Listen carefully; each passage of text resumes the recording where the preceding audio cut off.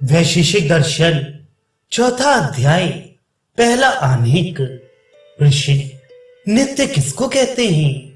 पहला सूत्र, सत हो और कारण वाला ना हो वह नित्य होता है।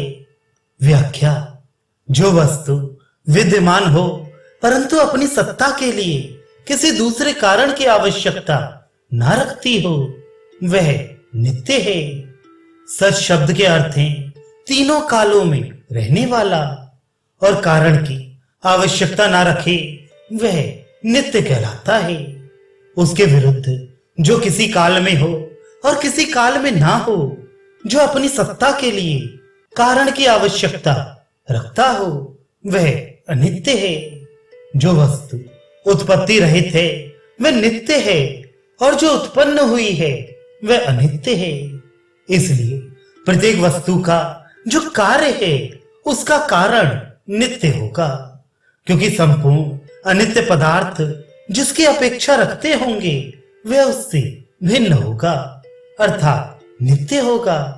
इसलिए सृष्टि के उपादान कारण प्रकृति और निमित्त कारण सृष्टि को नित्य मानना चाहिए।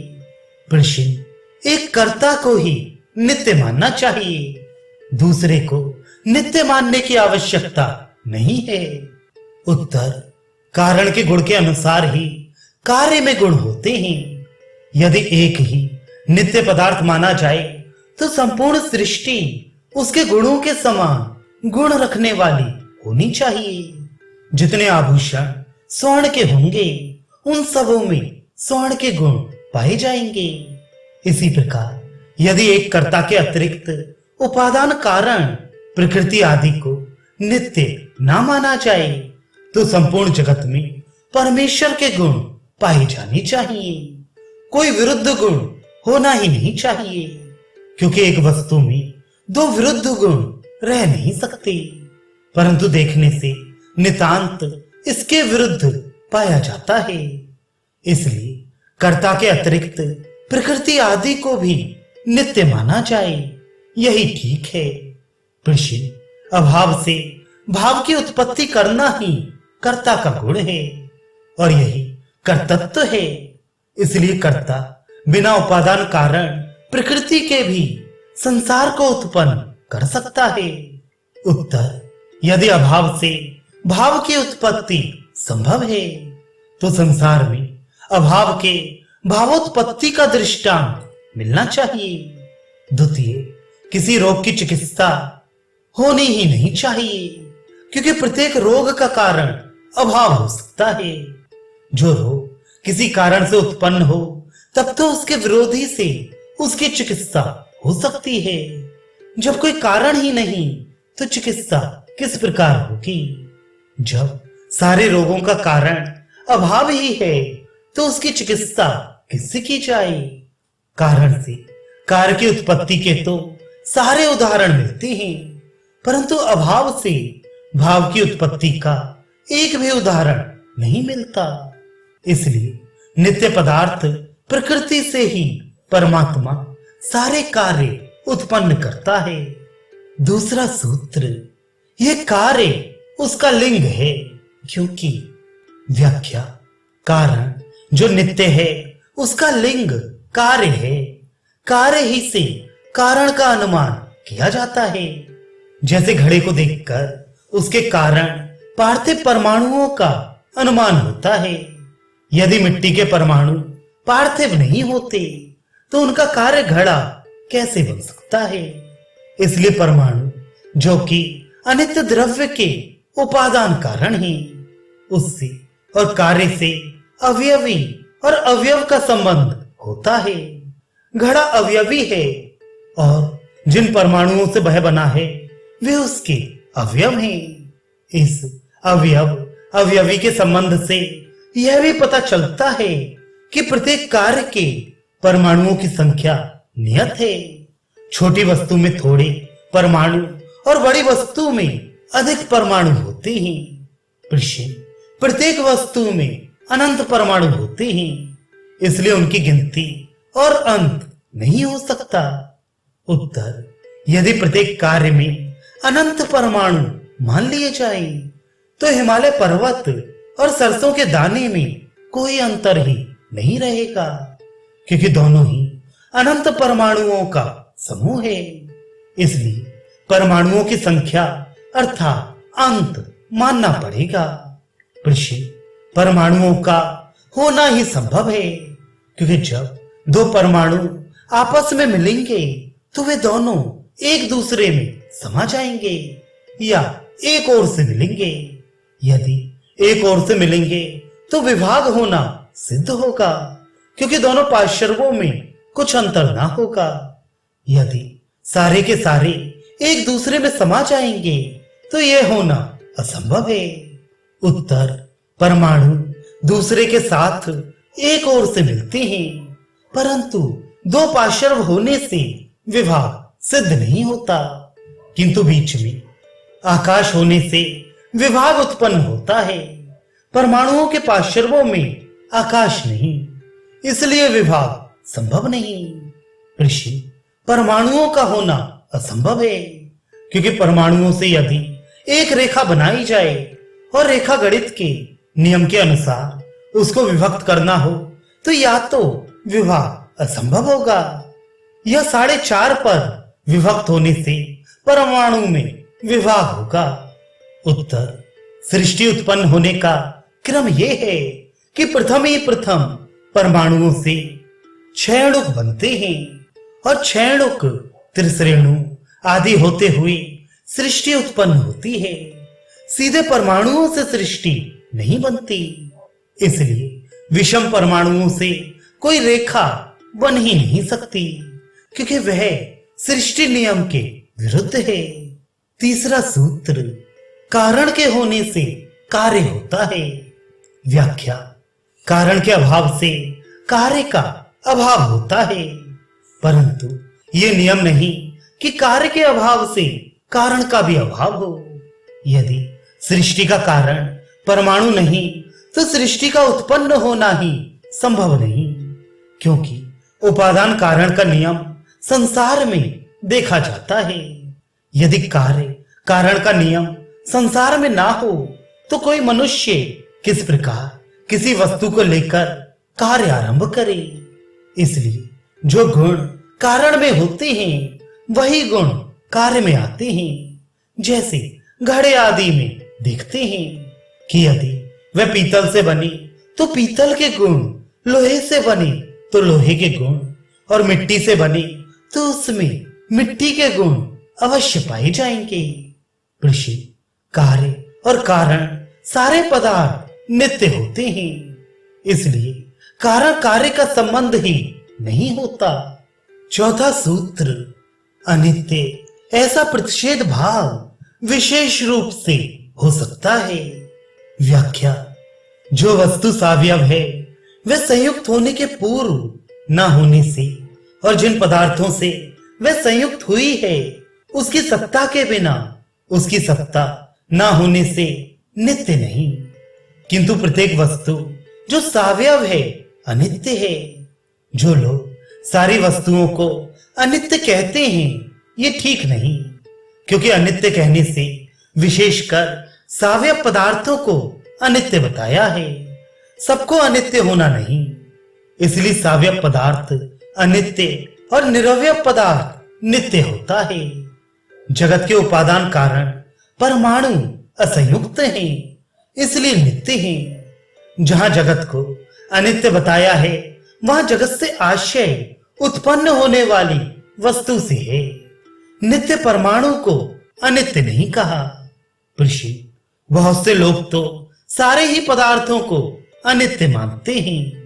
पांचवा सूत्र, अविद्या है।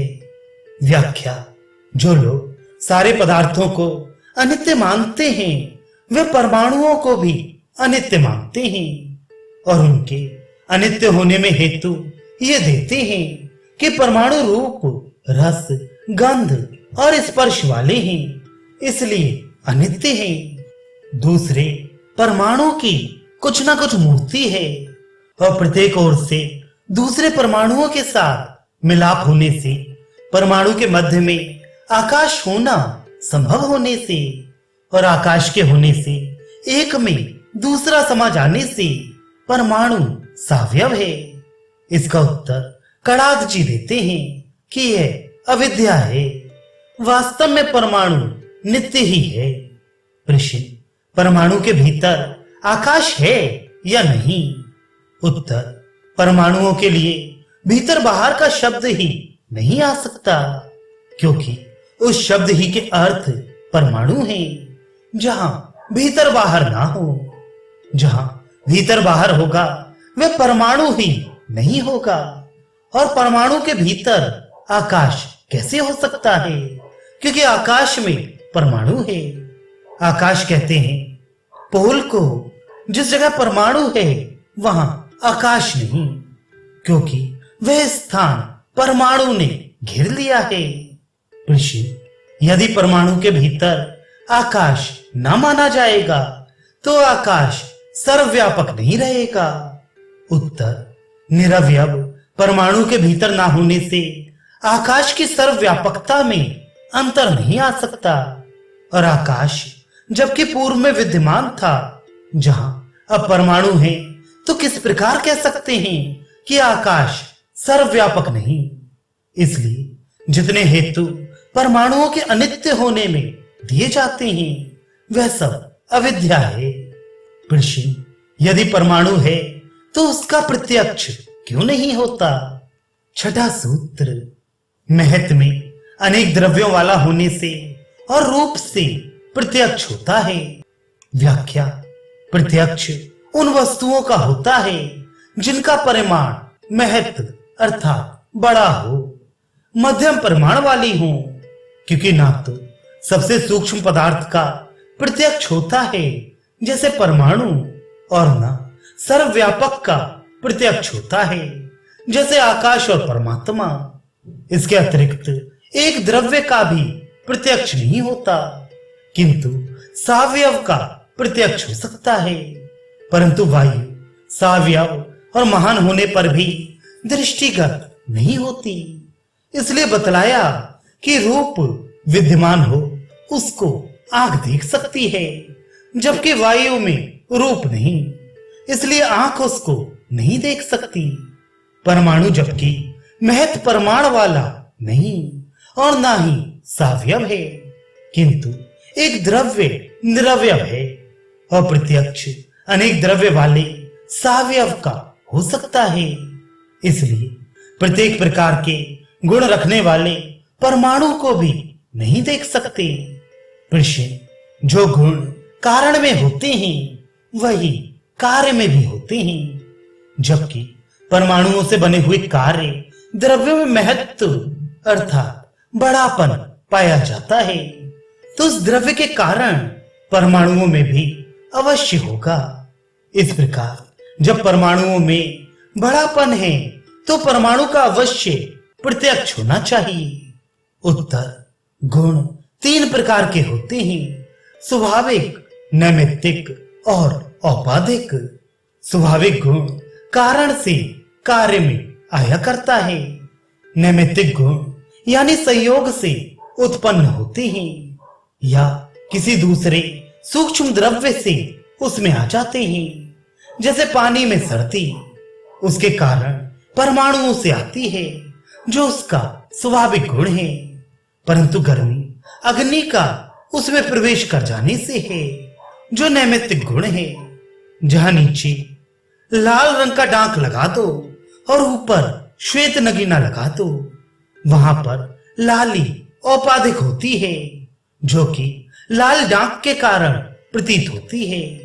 अब विचारना चाहिए कि बड़ापन संयोग से उत्पन्न हुआ है या स्वाभाविक गुण है। यहाँ बड़ापन नैमित्तिक गुण है जो अनेक द्रव्यों के मिलने से उत्पन्न होता है। इसलिए परमाणु के एक द्रव्य होने से उसमें नहीं, अतः परमाणु का प्रत्यक्ष भी नहीं हो सकता। सातवां सूत्र, द्रव्यत्व और महत्व के होते हुए भी रूप का संबंध ना होने से वायु का प्रत्यक्ष नहीं होता।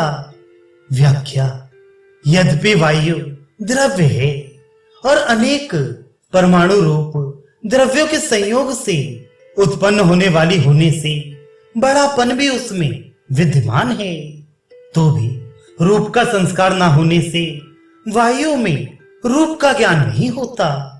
आचार्य ने जो रूप का संस्कार ना होना लिखा है, उसका आशय यह है कि स्थूल के गुण सूक्ष्म में नहीं आते। रूप तेज का गुण है और वायु अग्नि से सूक्ष्म है, इसलिए अग्नि का गुण वायु में नहीं आ सकता। अर्थात वायु इस योग्य नहीं कि उसमें अग्नि का गुण रूप आ सके, क्योंकि यह गुण उस वायु से स्थूल अग्नि का है। प्रश्न, इसमें क्या प्रमाण है कि वायु अग्नि से सूक्ष्म है? बुद्धि से तो यह सिद्ध होता है कि अग्नि वायु से सूक्ष्म है। उत्तर, अग्नि में दो गुण रूप और स्पर्श पाए जाते हैं और वायु में केवल स्पर्श गुण ही पाया जाता है और रूप नहीं पाया जाता। इससे स्पष्ट है कि अग्नि से वायु सूक्ष्म है, क्योंकि वायु का गुण स्पर्श तो अग्नि में पाया जाता है, परंतु अग्नि का गुण रूप वायु में नहीं पाया जाता। श्रुति भी सूक्ष्म के उपरांत स्थूल की उत्पत्ति का क्रम बतलाकर इस बात को प्रकट करती है कि सबसे सूक्ष्म आत्मा है, उससे स्थूल आकाश, उससे स्थूल वायु, उससे स्थूल अग्नि, उससे स्थूल जल और उससे स्थूल पृथ्वी है। प्रश्न, श्रुति में तो इनका कारण कार्य भाव बतलाया है। उत्तर, कारण कार्य से सूक्ष्म होता है, इसलिए कारण कहने से भी तात्पर्य सूक्ष्म को ही समझना चाहिए, क्योंकि बिना कारण के पदार्थ की उत्पत्ति असंभव है। 8वां सूत्र, अनेक द्रव्य वाले में संवेद होने से और रूप विशेष से रूप का प्रत्यक्ष होता है। व्याख्या, रूप का ज्ञान अर्थात देखना अनेक द्रव्य अर्थात बहुत परमाणुओं के मिलने से और उनमें रूप विशेष अर्थात अग्नि के परमाणुओं की विद्यमानता से होता है, क्योंकि यदि एक परमाणु में जो रूप है उसको देख सकते हैं, तो और वस्तुओं के परमाणु चाहे दृष्टिगत होते या ना होते, किंतु अग्नि के परमाणु जिनका विशेषकर गुण रूप है अवश्य दृष्टिगत होते। यदि अनेक परमाणुओं के संयोग से ही रूप का देखना संभव होता तो वायु को भी देख सकते, क्योंकि वह परमाणुओं का समूह है। इसलिए आचार्य ने बतलाया कि देखना वस्तु का सो दो बातों पर ही निर्भर है, एक परमाणुओं का मिला हुआ होना, दूसरे उसमें रूप विशेष अर्थात अग्नि के परमाणुओं का होना। यदि इन दोनों में से कोई एक बात ना हो तो दिखना संभव ही नहीं, इसलिए परमाणुओं में संयोग नहीं, किंतु वायु में अग्नि के परमाणु ही नहीं। प्रश्न, क्षयणुक भी नहीं दिखता, किंतु यह भी एक से अधिक परमाणुओं के संयोग से बना है और अग्नि के क्षयणुक में रूप विशेष भी है। उत्तर, अनेक शब्द से तात्पर्य एक से अधिक होना नहीं होना चाहिए, किंतु आचार्य का तात्पर्य बहुत से परमाणुओं के संयोग से है। 9वां सूत्र, इससे रस गंध स्पर्श में प्रत्यक्ष व्याख्या किया गया। व्याख्या, जिस प्रकार अनेक परमाणुओं के मिलने की अवस्था में और उनमें रूप विशेष अर्थात जिस द्रव्य में रूप है उसके परमाणु होने पर रूप का प्रत्यक्ष होता है, इसी प्रकार रस गंध और स्पर्श का भी ज्ञान समझना चाहिए। जिस प्रकार आंख से रूप का प्रत्यक्ष होता है, इसी प्रकार जिह्वा से रस का प्रत्यक्ष होता है, परंतु जब तक द्रव्य संयुक्त ना हो और उसमें जल के परमाणु ना हो तब तक उस रस के ज्ञान नहीं हो सकता। गंध का प्रत्यक्ष करने वाली इंद्रिय नाक है, गंध को वह तभी प्रत्यक्ष कर सकती है जबकि वस्तु अनेक द्रव्यों से संयुक्त हो जाए और उसमें मिट्टी के परमाणु विद्यमान हो। जहां मिट्टी के परमाणु ना होंगे और असंयुक्त परमाणु होंगे, वहां गंध का ज्ञान नहीं होगा। ऐसे ही स्पर्श का ज्ञान प्राप्त करने के लिए जब तक परमाणु संयुक्त ना हो और उसमें वायु के परमाणु सम्मिलित ना हो, तब तक उसका स्पर्श प्रत्यक्ष नहीं हो सकता। ऋषि, पत्थर बहुत परमाणुओं से संयुक्त है और उसमें मिट्टी के परमाणु भी मिले हैं, परंतु उसमें गंध का प्रत्यक्ष नहीं होता। इसलिए यह नियम ठीक नहीं कि संयुक्त और रूप विशेष वाली वस्तु का ही प्रत्यक्ष ज्ञान होता है।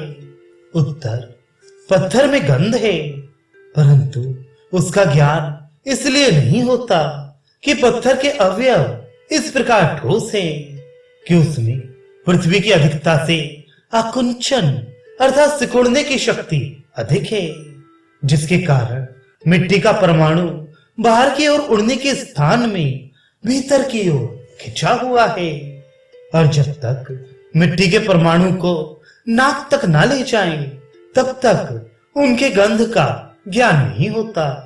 इसलिए जब पत्थर को जलाओगे तो उस ठोसपन के दूर होने से गंध का गुण अवश्य ही प्रत्यक्ष होगा।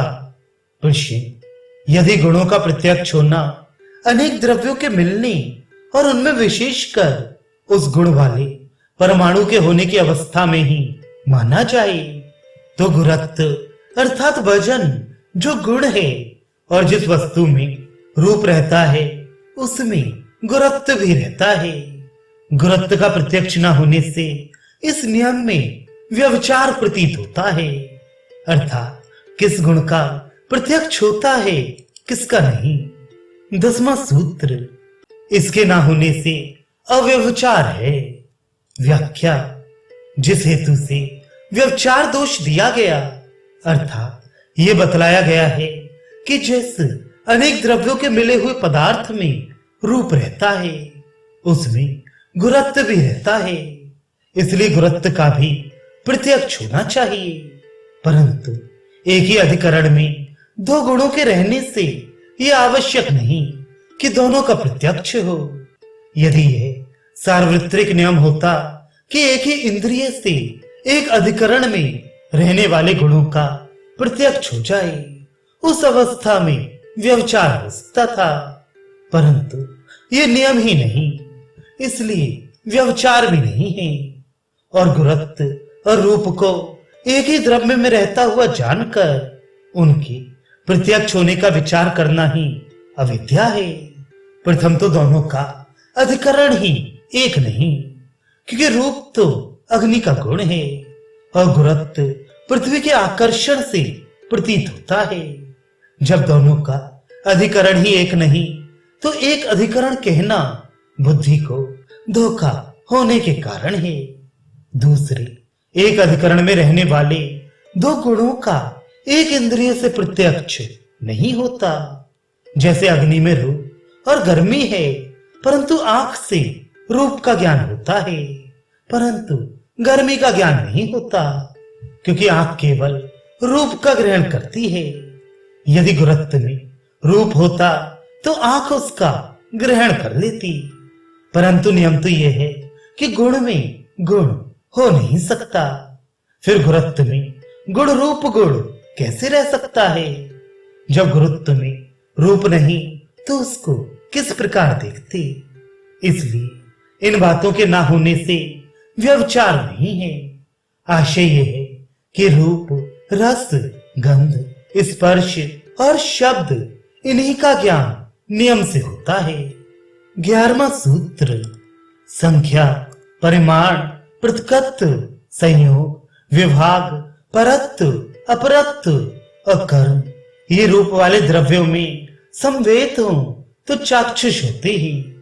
व्याख्या, संख्या और परिमाण, पृथकत्व, मिलना, अलग होना, परे होना, वरे होना, ये सावे पदार्थों में होने से आंख से देखने योग्य हैं। आशय यह है कि इन गुणों का आंख से प्रत्यक्ष हो सकता है। जैसे 5 मनुष्य खड़े हों तो उनकी संख्या का ज्ञान हमको आंख से होता है। किसी चीज से कोई छोटी है या बड़ी है, इस छोटाई बड़ाई का ज्ञान भी आंख से हो जाता है। यदि बहुत सी वस्तुओं से कोई वस्तु पृथक है तो उसकी पृथकता को भी हम आंख से देख सकते हैं। कोई वस्तु जब कभी किसी वस्तु से मिलती है या अलग होती है तो उसके मिलने या अलग होने को हम आंख से देख सकते हैं। ये इससे वरे है, इसका ज्ञान भी आंख से हो जाता है। परंतु ये ध्यान रहे कि जो वरे परे देश के कारण होगा उसका ज्ञान आंख से हो सकेगा, और जहां कालकृत होगा वहां पर आंख से ज्ञान नहीं होगा। इन सब गुणों और कर्मों का ज्ञान भी सक्रिय वस्तुओं को क्रिया करते हुए देखकर आंख से हो जाता है। आंख के अतिरिक्त इन बातों का ज्ञान त्वचा से भी होता है। यद्यपि सूत्र में त्वचा शब्द नहीं परंतु क्रम से सिद्ध होता है कि पहले 5 गुण तो एक इंद्रिय से अनुभव होने वाले थे और ये गुण 2 इंद्रियों अर्थात त्वचा और आंख से प्रतीत होते हैं। प्रश्न, क्या प्रत्येक वस्तु की संख्या आदि का ज्ञान आंख से हो जाता है या केवल रूप वाली वस्तु का? 12वां सूत्र, रूप रहितों में चाक्षुष नहीं होते। व्याख्या, संख्या आदि रूप वाले द्रव्यों में रहने की अवस्था में ही आंख से प्रतीत होती है। जब आत्मा आदि रूप रहित वस्तुओं की संख्या आदि जानना चाहें तो वह आंख से नहीं जानी जाएगी। आशय यह है कि जिस वस्तु में रूप है उसकी संख्या और पृथकता आदि आंख से जानी जाएगी। जिनमें रूप नहीं है उनकी संख्या आंख व त्वचा से नहीं जानी जाती। प्रश्न, क्या रूप रहित वस्तु की संख्या आदि का ज्ञान किसी प्रकार भी प्रत्यक्ष से नहीं हो सकता? उत्तर, सूत्रकार ने यह नहीं कहा कि प्रत्यक्ष नहीं, किंतु ये कहा कि आंख और खाल से नहीं जाना जाता। 13वां सूत्र, इससे गुणत्व और सत्ता में सर्वेंद्रिय ज्ञान व्याख्या किया गया है।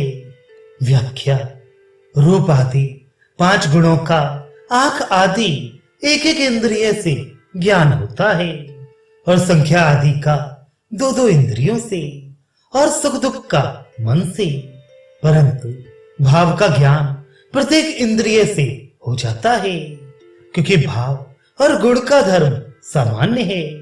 और ये नियम कि जिस द्रव्य के देखने का ज्ञान इंद्रिय से हो सकता है उसकी जाति का भी ज्ञान हो सकता है।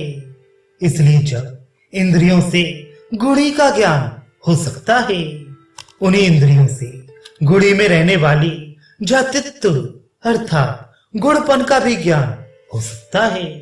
यह परिणाम निकलता है